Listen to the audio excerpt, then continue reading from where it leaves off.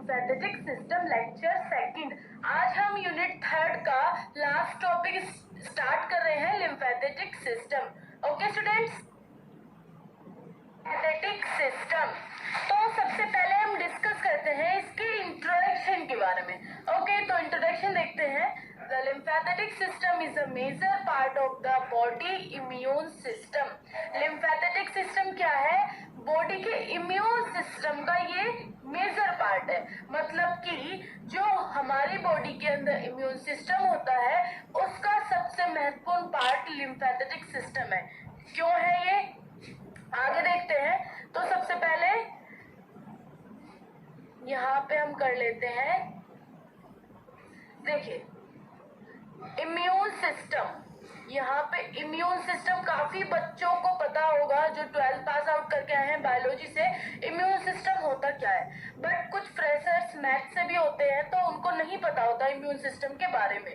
तो immune system का मतलब होता है रोग प्रतिरोधक क्षमता, जिसको हम हिंदी में बोलते हैं ऐसा, रोग प्रतिरोधक क्षमता।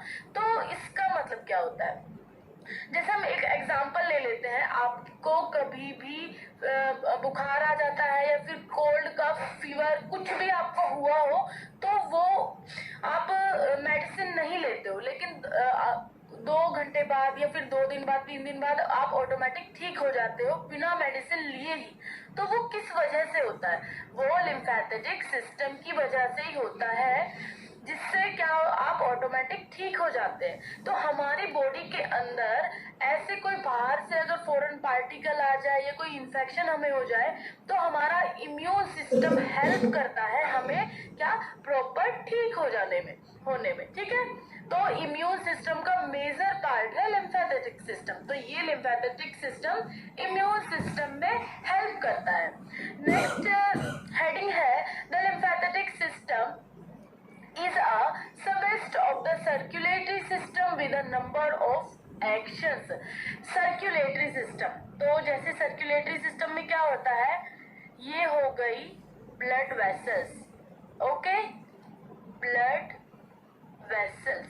अब यहाँ पे blood vessels के अंदर circulatory system में क्या रहता है, पूरा ब्लड का फंक्शन होता है। अब इसमें हेल्प करता है जो लिम्फेटिक सिस्टम है, सर्कुलेटरी सिस्टम इसका मेन फंक्शन है। मतलब ये इम्यून सिस्टम को तो हेल्प करता ही है, साथ में ये कहाँ पे वर्क करता है, सर्कुलेटरी सिस्टम पर वर्क करता है। हमारी बॉडी के अंदर चारों तरफ एक जाला टाइप का, मतलब कि आपको आर्टरी और वेन्स के बारे में तो पता ही है। आर्टरी और वेन्स क्या होते हैं? आर्टरी के अंदर ऑक्सीजनेटेड ब्लड रहता है और वेन्स के अंदर डीऑक्सीजनेटेड ब्लड रहता है। बट ये कहाँ पे आते हैं? सर्कुलेटरी सिस्टम के अंदर आर्टरी और वेन्स आते हैं। तो यहीं पे कौन, लिम्फेटिक सिस्टम वर्क करता है सर्कुलेटरी सिस्टम पर। The lymphatic system is a specialized from a reticular connective tissue that consists of a connective tissue. Connective tissue, तो लिम्फेटिक सिस्टम क्या है, स्पेशलाइज काम करता है, रेटिकुलर कनेक्टिव टिश्यू। यहाँ पे मैं एक डायग्राम आपको बनाती हूँ, यहाँ पे देखिएगा, ये हो गया है इस तरीके से, ये आर्टरी एंड ये भी है आर्टरी, और बीच में जो मैंने ये आपको इस तरीके से बनाया है इसको बोला जाता है कैपिलरी। ओके, तो अब यहाँ पे क्या है, रेटिकुलर का क्या मतलब होता है? रेटिकुलर का मतलब होता है जालीदार। तो यहाँ पे इस तरीके से बीच में ये जो कैपिलरीज होती हैं, बहुत सारा जाले टाइप में बिल्कुल छोटी छोटी कैपिलरीज होती है ये, और जो आर्टरी होती है वो सीधी एक लाइन में इस तरीके से बनी हुई रहती है। तो यहाँ लिम्फेटिक सिस्टम काम करता है रेटिकुलर कनेक्टिव टिश्यू पे, मतलब कि यहाँ कैपिलरी पे ये पूरा वर्क करता है, कैपिलरी पे। ओके, नेक्स्ट स्लाइड में है लिम्फेटिक कैपिलरी। अब हम इसको डीप डिस्कस करेंगे। Lymphatic capillary combine together to form lymphatic vessels. वही जो मैंने पीछे डायग्राम बनाया था, ये ये क्या है, यहाँ पे कैपिलरी, और फिर इस तरीके से आर्टरी चली जाती है। तो यहाँ पे जाली टाइप का इस तरीके से पूरा पोर्शन बना हुआ रहता है। आपको आगे डायग्राम देखने को मिलेगा, तो आप देखिएगा। तो ये क्या है, ब्लड वेसल्स, जहां से ब्लड फ्लो होता है, ब्लड वेसल्स। ओके स्टूडेंट्स, तो यहाँ पे क्या हो रहा है, लिम्फेटिक कैपिलरीज, जो ये कैपिलरी है, ये वाला portion combine to form lymphatic vessels. यहाँ पे आप देख ही पा रहे हैं किस तरीके से यहाँ पे पूरा कंबाइन है ये। Okay, these are thin walled structure that carry lymph। ये क्या है, थिन वॉल्ड स्ट्रक्चर, जो इनकी स्ट्रक्चर रहती है बहुत ही ज्यादा थिन रहती है, और दैट कैरी लिम्फ, ये लिम्फ को कैरी करती है। अब लिम्फ क्या होता है, लिम्फ भी आप यहाँ पे आगे पढ़िएगा, आगे आपको देखने को मिलेगा लिम्फ का मतलब। तो उससे पहले हम ये थर्ड लाइन पढ़ लेते हैं। Lymph vessels are lined by endothelial cells. Endothelial cells, जब हमने स्किन पढ़ी थी, स्किन के अंदर हमने लेयर्स पढ़ी थी, ठीक है। तो एंडोथेलियल सेल्स सबसे अपर वाली, मतलब कि ऊपर वाला जो पार्ट होता है, वो सेल हो या किसी भी पार्ट के अपर पार्ट को एंडोथेलियल बोला जाता है, ठीक है। तो यहाँ पे सेल के बारे में बात हो रही है, तो सेल के अपर पार्ट पे, अपर पार्ट को हम क्या कह रहे हैं, एंडोथेलियल सेल्स कह रहे हैं। तो जो लिम्फेटिक वेसल्स है, लिम्फेटिक वेसल्स ये वाली, यहाँ की एंडोथेलियल सेल्स से लिम्फ वेसल्स, जो लिम्फ है वो जुड़े रहते हैं यहाँ पे एंडोथेलियल सेल्स पर।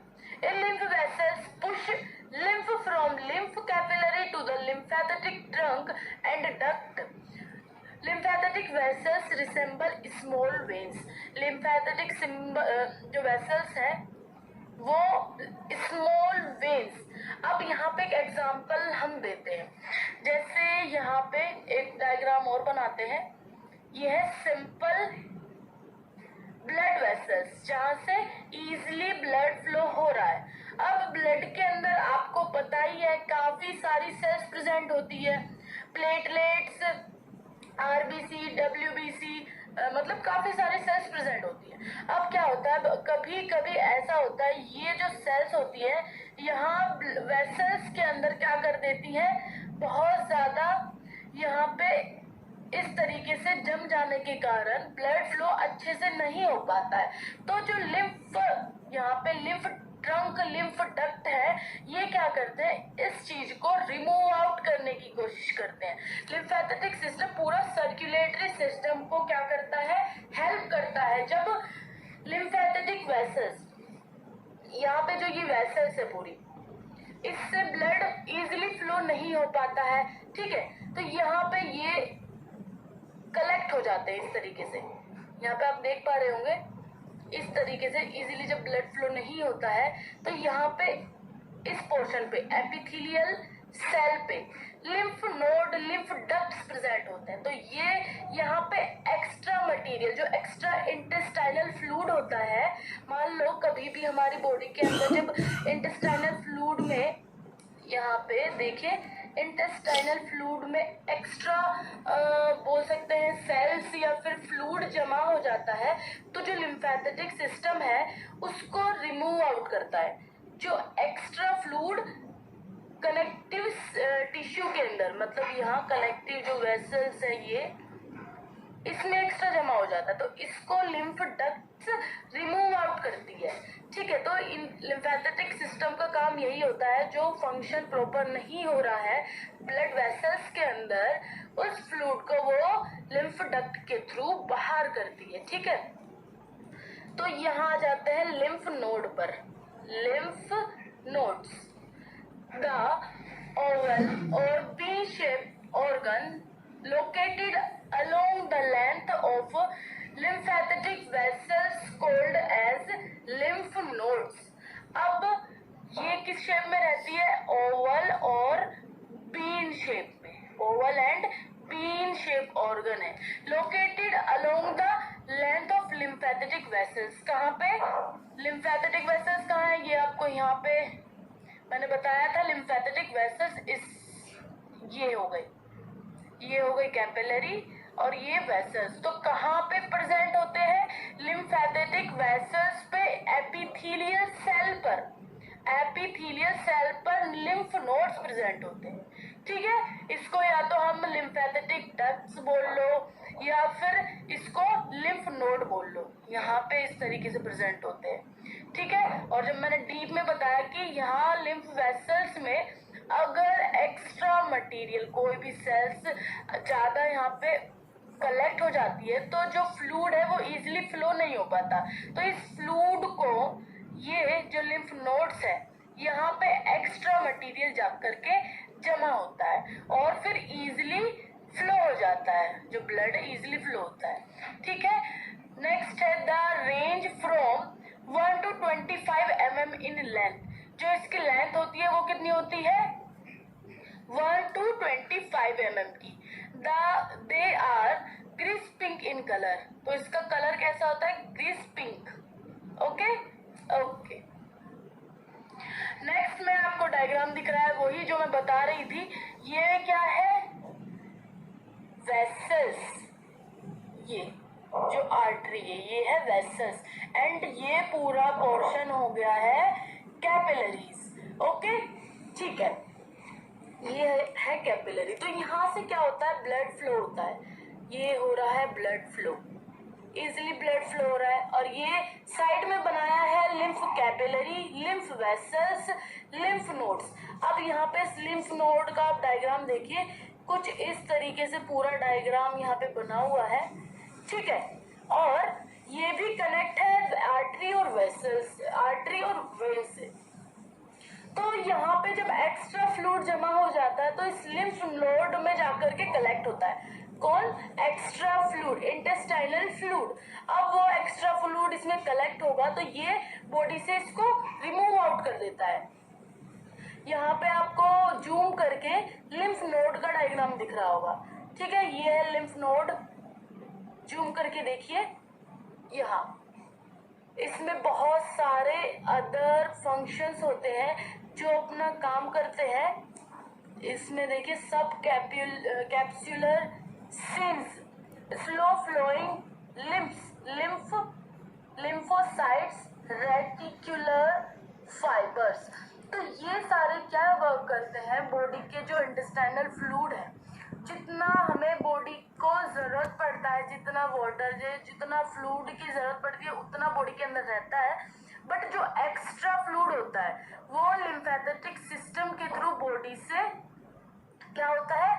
रिमूव आउट होता है।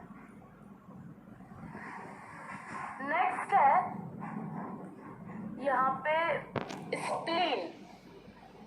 It is a flattened Oval organ located in the upper part of abdomen under the diaphragm and behind the stomach।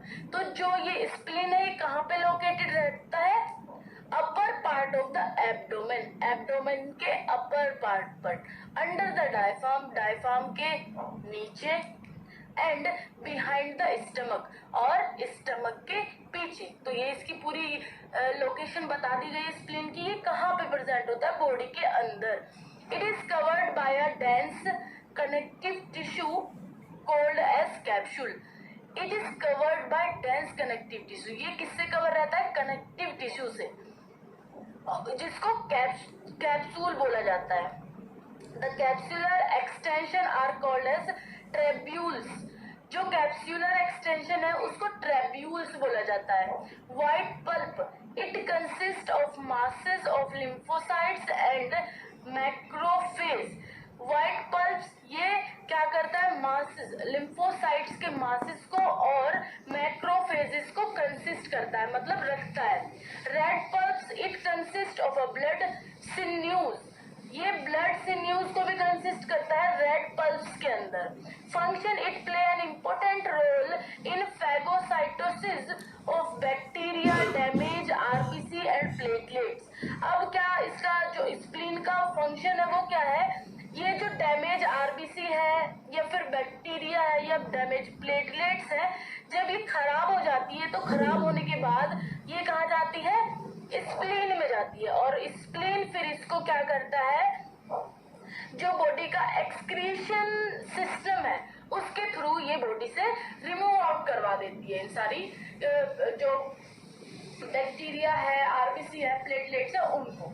ठीक है, नेक्स्ट है during early fetal development the spleen participate in the blood cells formation. Spleen store and release blood in time of demand such as during haemorrhage. Spleen store and release blood. Spleen क्या करता है, blood को release करता है it time demand such as during haemorrhage. Haemorrhage के दौरान जो blood release होता है वो कहाँ से रिलीज होता है, स्प्लीन से रिलीज होता है। इसलिए बोलते हैं जब क्या बोलते हैं ब्रेन में खून का थक्का जम जाता है तो वो ब्लड स्प्लीन से रिलीज होता है। स्प्लीन में किस तरीके का ब्लड रहता है, पूरा वेस्ट ब्लड, क्योंकि उसके अंदर डैमेज आरबीसी रहती है, डैमेज प्लेटलेट्स रहती है, बैक्टीरिया रहता है।